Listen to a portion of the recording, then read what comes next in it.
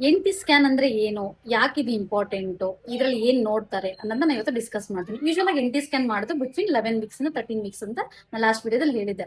So ಹಾಗಿದ್ರೆ ಏನೇನ್ ನೋಡ್ತಾರೆ ಇದರಲ್ಲಿ, ರಿಪೋರ್ಟ್ ಯಾವ ತರ ಇರುತ್ತೆ ಅಂದ್ರೆ, ಫಸ್ಟ್ ಮೇನ್ ಆಗಿ ನೋಡೋದು CRL ಅಂದ್ರೆ ಕ್ರೌನ್ ರಮ್ ಲೆಂತ್, ಅಂದ್ರೆ ಎಕ್ಸಾಕ್ಟ್ ಬೇಬಿದು ಏಜ್ ನೋಡೋದಕ್ಕೆ CRL ನ ನೋಡ್ತಾರೆ. ಅದ್ರ ನೆಕ್ಸ್ಟ್ ನೋಡೋದು NT ಅಂದ್ರೆ ನ್ಯೂಕಲ್ ಟ್ರಾನ್ಸ್ಲ್ಯೂಸೆನ್ಸಿ. ಇದು ಏನು NT ಅಂದ್ರೆ, ಬೇಬಿದು ನೆಕ್ ಹಿಂದೆಗಡೆ ಒಂದು ಥಿನ್ ಫ್ಲೂಯಿಡ್ ಲೇಯರ್ ಇರುತ್ತೆ, ಸೊ ಅದನ್ನ ಮೆಜರ್ ಮಾಡೋದಕ್ಕೆ NT ಅಂತ ಹೇಳ್ತಾರೆ.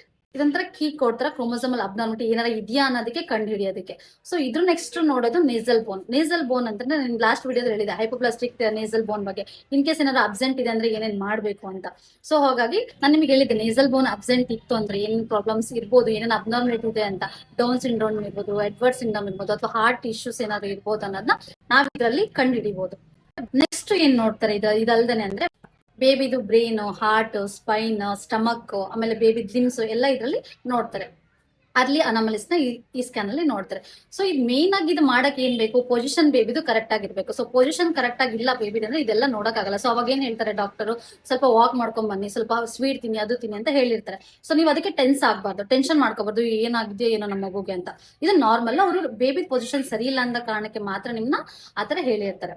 ಸೊ ಹಾಗಾಗಿ ಪೊಸಿಷನ್ ಇಂಪಾರ್ಟೆಂಟ್. ಸೊ ಇದ್ರ ಜೊತೆಗೆ ಇನ್ನೊಂದು ಕಂಬೈನ್ ಟೆಸ್ಟ್ ಮಾಡ್ತಾರೆ NT ಸ್ಕ್ಯಾನ್ ಅಲ್ಲಿ, ಅದು ಡಬಲ್ ಮಾರ್ಕರ್ ಟೆಸ್ಟ್. ಇದೊಂದು ಬ್ಲಡ್ ಟೆಸ್ಟ್, ಅಂದ್ರೆ ಕ್ರೋಮೋಸೋಮಲ್ ಏನಾದ್ರೂ ಇದಲ್ದೇನೆ ಅಬ್ನಾರ್ಮಲಿಟಿ ಇದೆಯಾ ಅನ್ನೋದಕ್ಕೆ ಕಂಡು ಹಿಡಿತಾರೆ. ಎಲ್ಲರಿಗೂ ಆದಷ್ಟು ಇದನ್ನ ಶೇರ್ ಮಾಡಿ. Thank you.